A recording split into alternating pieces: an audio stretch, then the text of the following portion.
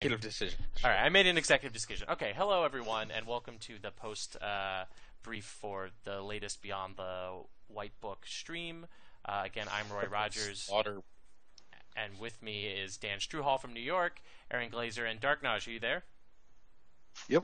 Okay, cool. No. So both games went firmly in Dan's favor. So which one do we want to talk about first? I don't remember the first game, so we should talk about the second. Okay, we'll talk about the second. How did that game go, Yeah, guys? we were letting. Well, let's talk about the first game. We were letting Aaron drive, and he would not actually consult me with any of his moves. So he would just end phases, challenge with the wrong number of guys. He didn't say shit. Thinking John drunk. No. John refused to record it because John was like, "Yeah, you just military with those two." Because neither one of us remembered that. No. Dan had the Cat's Blackout. His And then memory's afterwards, pretty he's like, "Why didn't you use the third character?" I was like, "Because you didn't say so." We had this. I had a conversation with him. I was like, "All right, so we're gonna attack with these two and Bastard in Hiding because he's still like, and he's already kneeling the guys. He's like done. He's like hitting the motions, and he's like, la la la la. I'm not listening. Everything's turned sideways." Then why'd he delete the stream? It was so funny because it was horrible. It was like and then you ended our turn before we did the other challenges I wanted to do. It was so bad and frustrating. Remind me never to play with Aaron when he's this hammered. Well, let me just say it was a pleasure to play with both of you. It was a lot of fun. Oh, enjoyed he's it. so nice when he kills us. Okay. So the first game was a pretty big blowout, I guess you could say. And again, I guess it's just because Aaron can't play at all well against Dan. That seems to be the thing. Actually, I think the second game was a bigger blowout than the first game. Well, I think Dan, how many milks do you run? 2. Yeah. It was annoying. That first turn milk. And we're just like, what are the fucking odds he sees milk? I know you don't run 3. And I'm just like, really? Was there ever... it's lower than the odds of you saying 3 Tywins. I will tell you that. True. Very true. But 3 Tywin doesn't help, Mr. March. Yeah. Yeah. Too much is good. That's a real question. You guys knew he was running 2 Marched, right? Yep. Okay. So how did you try to play around that? What was your thinking when that situation where you had a triplicated Tywin, but he was sitting there milked? Were you running confiscation? We were. I wanted to not Varys and play Seal of the Hand, and he wanted a Varys, and he won. Okay. Well, John, why did you want that Varys? Did you see the board state? Oh, I saw the board state, but I mean, you knew So that second March was sitting there. Yeah, we knew we were going to lose our big guy for it, but we were hoping that we could actually get back in the game. Because even if we got the milk off him without running into your naval superiority, which we hadn't seen yet, and if we put a seal of the hand, we might as well just say, like, next turn we have to be confiscating. Otherwise, what was the point of putting a seal of the hand on a milked up Tywin? A 6 tripped, whatever. Yeah, I mean, we would have chose one of our other targets like Marjorie, who we probably would have played out instead of Varys or something. So, I mean, I think it would have telegraphed our intent. Yeah, but fuck it. But our other Aaron, getting blown out, so I'd rather telegraph intent. I think that it was bad decisions either way. Is what I'm saying. You were definitely this deck definitely put a lot of pressure on you early, despite that. We were pretty nervous when we saw that triplicated Tywin. That created some headaches for us, right? Yeah. Oh, definitely. Yeah, I had to keep the pressure on because if you get any sort of claim fodder, little guys that can protect Tywin, then it becomes very difficult for me to win. I expect that you do play confiscate and that you were just trying to play around a naval superiority or something. Yeah. You know what won you the game? That tears on the right.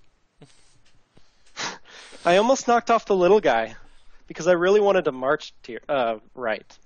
But we would have kept Hound out to march Hound so we could have Varys and survived.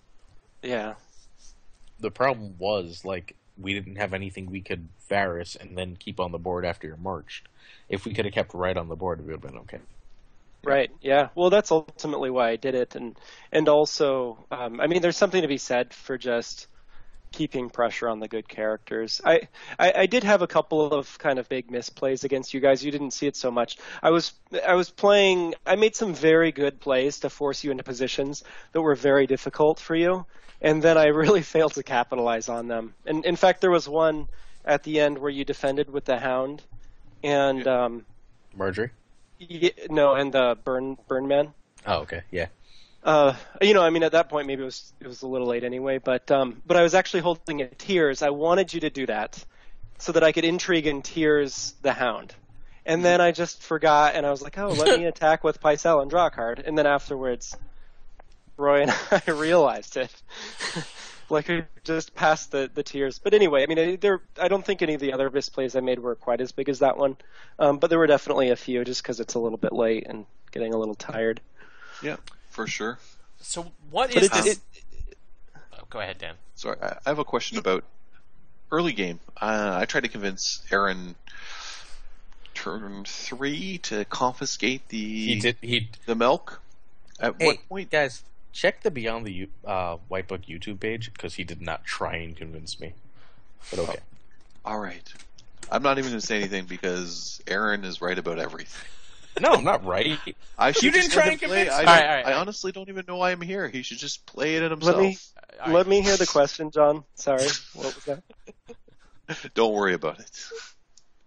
Ask the question. John, what was the question? The question was, when is a good time to confiscate? Is that what you were trying to get at, or what was No, it? Don't worry about it. Okay. I don't even want to go there anymore. I'm just done with Aaron for now. He's errand out. Okay. I'm errand out. Yeah. I've maximal threshold here. So I would say between the two games, though, you guys saw the flexibility of the deck, and I was talking about that at the very beginning, which is that the Night's Watch with the Double March, 3 Yoren, and 3 Varys really gives a lot of flexibility to play either a very aggressive early game and then just maintain tempo throughout the game. Not rushing, but just stay ahead like I did in that second game. Or with the 3 Varys to discard and then recover very quickly with Yoren. And I did both approaches. It just really depends on the setup and the kind of deck you're playing against, and maybe even a little bit of personal preference or play style. I like the flexibility of doing both, and I'm very comfortable shifting between the two, even mid-game if you need to recalibrate. So it's sorry, go ahead.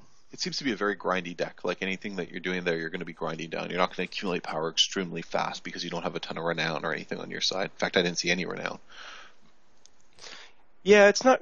It is grindy. It's not grindy in the same way that a typical Night's Watch deck is, though. I mean, a typical Night's Watch deck that plays the wall. I don't even run the wall in this deck. It's really just Castle Black is the only kind of wall type of a card. I mean, the rest is just very aggro-focused guys that put pressure on the opponent. Mm-hmm. I think the Night's Watch best character is that army. Oh yeah. I would say it's Yoren. Yep. Hands down, it's Yoren. The army is very good, though. And actually, Ghost is quite good. Yes, I like Ghost a lot, actually. All right, any final comments, gentlemen, before we kill this recording and this little post for our little fun little snowed-in evening here? Yeah, I've got one. Roy, want to play against me? Aaron, I am also pretty tapped, so I'm not going to play against you. But I'm probably. I took a 4-hour nap this afternoon, so I'm wide awake.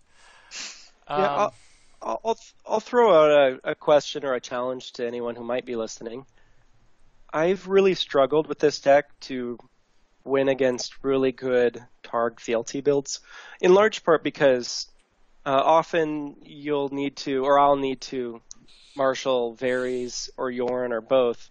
And then it's difficult to play around the Dracarys. I don't play Hand's Judgment, and I suppose I could put that in. It's not my kind of a card. I like to keep pressure on, but that might be the answer. But a Dracarys that's well-timed can really slow down the Night's Watch deck, and then Wildfire, of course. When I'm left with 3 characters, my 3 are typically going to be much weaker than the Targ player's 3 characters, just in terms of strength and icon distribution. So if anyone can figure out how to beat a Targ fealty deck, I'd love to hear it. Does the same problem happen when you play against Tyrell? Like that they can wildfire and then they have just kind of three better No. characters than you? No, it's really the combination of. So normally what happens with wildfire, and often I'll march when they wildfire, but we'll go down to 3 characters. Sometimes they're even at 2, and I'm at 3. And then I'll Yorin, so I'll kind of anticipate it, and I'll play Yorin, or I'll march my own Yorin and then replay him. And so that gives me very quick tempo. I'll be back up to 5. But the problem is when they also have Dracarys, I can't attack with Yorin if I want to use him again.